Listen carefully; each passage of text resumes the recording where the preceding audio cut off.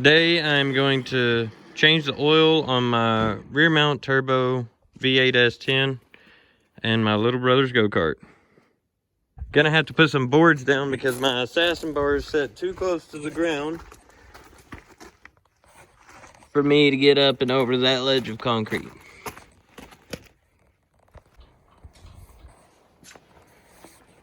We was looking for the drain plug on this go-kart and we found it. Although that bar is in the way right there and is not gonna let us take it out. So we are gonna have to loosen up the engine bolts and tilt the engine up enough to loosen that bolt and drain the oil in it. We loosened the engine mounting bolts and now Dawson is able to get onto the drain plug with a ratchet. Crap! A little stronger. There it goes. Nice. Maybe lift it up more to make it come out faster. Yeah, we could do that. All right, take that oil, pour into that funnel, and when it starts coming out the front, I'll let you know. That way we can get some of the bad oil out of it. Isn't it? Here. Okay, now stop. Maybe we could flush some of that old. Go up a little bit more. One more. One more. All right, that'll do it. Now you gotta lift up on that handle right there. All right. To know when you got enough in there, it will come out the bottom of that. As soon as it starts dripping out right here, Yep. that's when you've got enough oil. There it is, caps the front of it.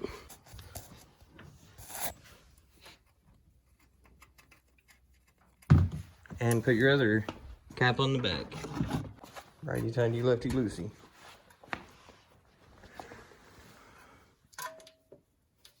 You gotta hold it perfectly straight too. Doing a good job. Don't leave it loose either, snug it up real nice and good. Okay.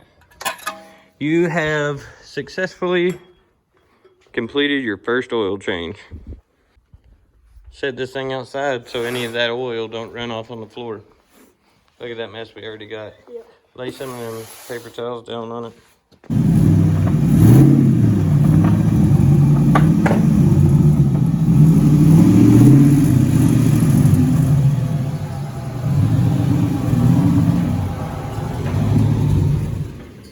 Well, we got it in here. Yep. That worked out good. Well, that's for popping my hood. I'll show you. Yeah. I haven't hooked up my hood latch yet, so. Show them what I got, Dawson. I don't know what you got. That's a 4.8 out of a 2001 Silverado. Bone stock from the intake manifold down to the crankshaft. Nothing internally has been changed on it at all. I put an ICT alternator bracket on there, relocation bracket, ICT evap delete plug. I have Sanderson Shorty headers. And I have a GM muscle car oil pan on it. And right here, I have a 4-inch elbow neck down to a 3 for my blow-off valve right here. Neck down to a 2, running all the way into my firewall right here. And then it runs through my firewall, through the passenger floorboard.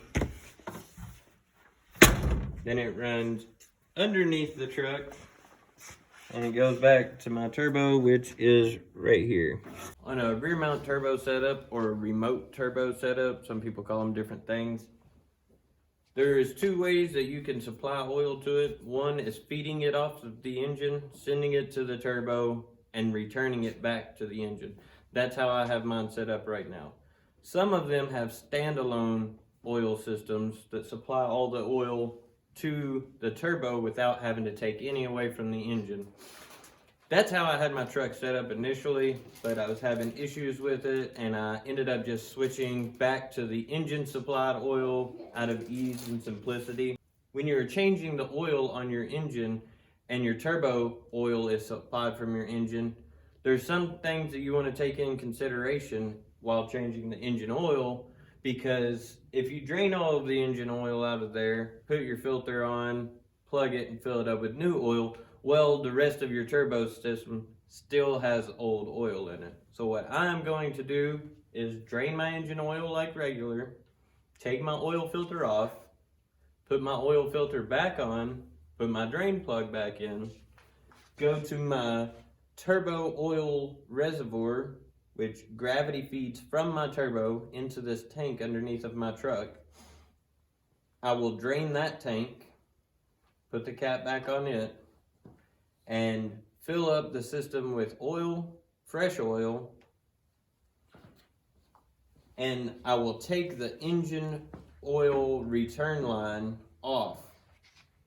That's coming after the turbo. That's what's being returned from the turbo going back to the engine. I will take that line off of the engine and I will put it into a clear container, and I will start the truck once it's got plenty of oil in it and let it pump out any dirty fluid. And once it all comes back out clean, I will plug everything up like normal, fill it up to the full level. Keep in mind, when you're doing a rear mount turbo setup with the engine oil supplying the turbo, you're gonna have a larger oil capacity in your system because there's gonna be oil in your lines, oil in your turbo, and oil in your reservoir tank.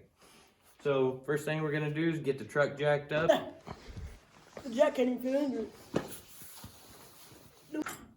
Might just do one side at a time. All right, jack that up. I'll get the jack stand.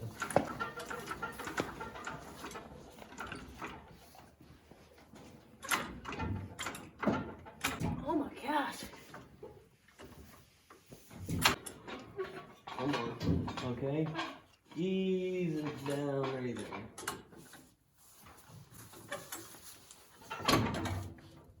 All right, now put it in the center if it'll let you. Should. One more. More. Yeah. More. Okay. Ease it down.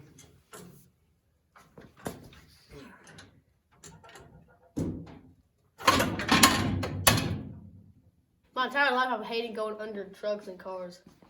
For one specific reason. I went under once when I was little, and you know the big thing in the back? I hit my head on it. Oh yeah, that's never good. And then I never went under since. Oh my gosh. Oh my gosh. Oh man, I had her tied, didn't I? Yes. You want me to break it loose for you? Yeah. Oh, you already got her pretty loose, don't you? Yeah. You can probably take it out by your finger, but let me get this ready before you pull it out. Yep. How's it gonna shoot at? Like straight? It's gonna try and come straight out to the side, but as long as we got this all the way over, it'll probably get it. Dang, that is very... Fred! That came out fast. Yeah, it did. It came out really fast. I did not expect that. See the way it's splashing like that? That is very thin. It's still kind of golden, but it's very, very thin. I wish that drain plug had a magnet on there so that we could see if it's getting any metal shavings or debris in there. All right, put her back in. And I'll tighten it down for you.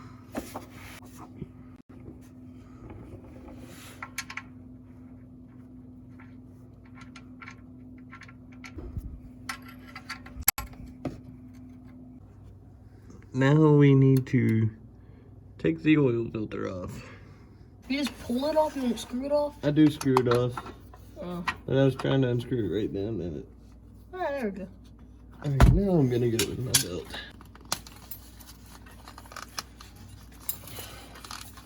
Okay. Well, anyways, is the pliers to get that off? Is it like a big metal thing with thin metal round? Yeah, it's got a real thin circle band on it. Yeah, And then it's got a big handle in there. Yeah, it's one of those. Well, we got it with the belt. I've got some, I just didn't think to bring them. Here we are. It's a lot of oil. Lots and lots of oil. Now I'm gonna let that drain for a second and wipe everything down. Put my new filter back on there and go to the back where the turbo is. On she goes.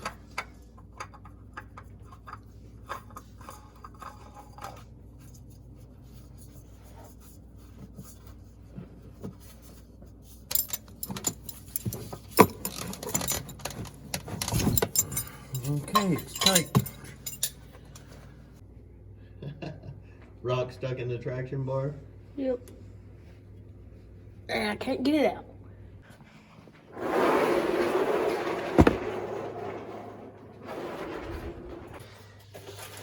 So this V8 has a Y pipe on it. It Y's in right there. This is the same Y pipe that I've had on it since I did the swap. There's the driver's side.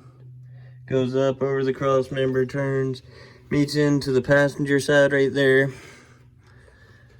Then I have an O2 sensor. After the O2 sensor, it goes back here and it Y's off again. That is for my wastegate right there. And that is for my turbocharger right there. Once the exhaust flows down the back through the turbo, spoils it up, comes out the cold side, and runs all the way up to where I showed you earlier. The only thing I really have to do is drain this oil reservoir. I'm gonna go ahead and loosen the cap on this tank. Actually got this tank in there upside down, but it works for me like that. So this is the same tank I was using back when it was a standalone oil system. Engine oil is being fed to the top of the turbo with this line. Then it drains out right here at the bottom of the turbo, goes into this reservoir tank. Then I have this hose right here coming out, going to this scavenge pump right here. And that scavenge pump is sucking that and sending it back into my valve cover. This line right here is going to my wastegate and going into the cab right here where I have a manual knob boost controller. And what that is doing is tricking my wastegate into thinking that there's not as much pressure. Right now I actually have it turned all the way down and I have an 8-pound wastegate spring in there. The lowest it can build right now is 8 pounds and be able to maintain 8 pounds. It'll build any 0 all the way up to 8 and then even more if I wanted it to. But it can't hold steady at 1, 2, 3, 4, 5, 6, or 7 pounds of boost.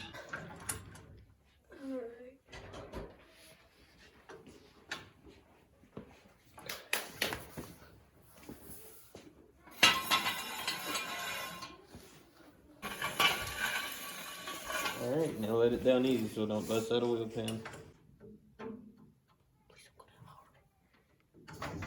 Okay. It didn't get stuck. Yay! Great.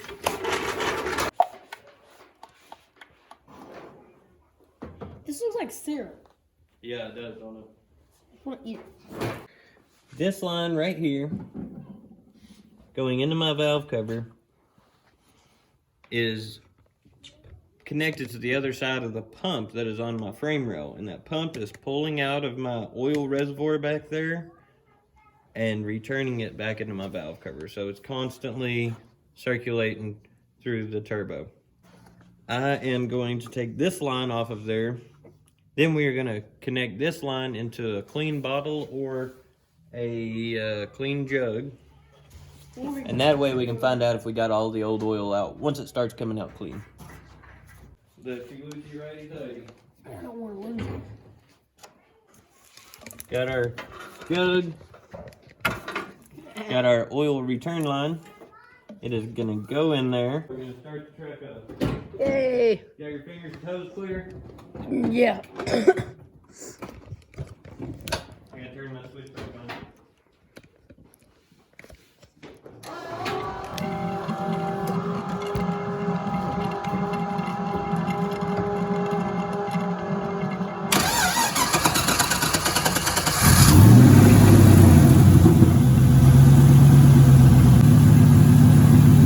Right now it's still pretty dirty. It's not the most efficient return line. The return pump's a lot stronger than it has to be. A lot more golden now than it was. Yeah. It was really black at first, now it's kind of yellow.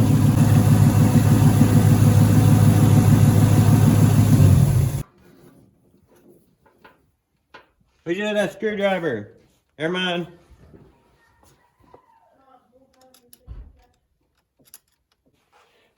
Everybody look at my beautiful mom. Just turned 31 years old yesterday. Mom. Hey, buddy. Hey, buddy. What's it on? Here, buddy.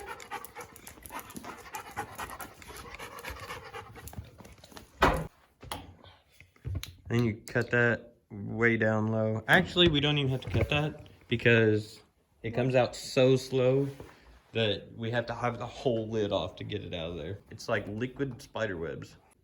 Put that whole cord in there. Well, righty tighty, lefty loosey. Yep. Well, That's probably good to check now. I'm gonna put in a little bit more. Yeah.